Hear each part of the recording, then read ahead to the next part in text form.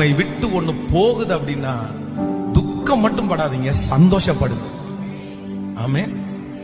நம்மை விட்டு ஒண்ணு போகுதுன்னா நீங்க உண்மையா ஜெபம் பண்றீங்க தானே, கர்த்தரோட வாழ்றீங்க தானே, உங்களுக்கு ஒண்ணு கிடைக்கலையா, உங்களை ஒண்ணு விட்டு போகுதா, உண்மையிலே சொல்றேன் அது நன்மைக்கு தானே தவிர தீமைக்காக இருக்கவே இருக்காது.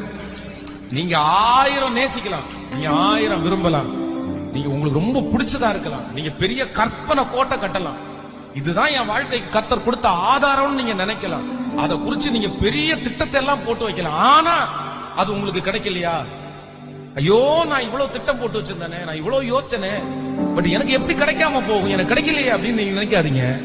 உங்களுக்கு கிடைக்காதது உங்களுக்கு நன்மை, உங்களுக்கு கிடைக்க போவதுதான் உங்களுக்கு ஆசீர்வாதம். அதுதான் ஆண்டவர் உங்களுக்காக வச்சது. அதை குறிச்சு எனக்கு கிடைக்காததை குறிச்சு எனக்கு கவலை இல்லை.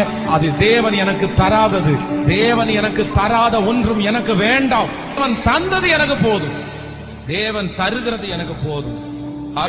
நீங்க 10 மடங்கு லாபம் நினைப்பீங்க, கர்த்தர் 100 மடங்கு லாபத்தை இன்னொன்னு வச்சிருப்பாரு.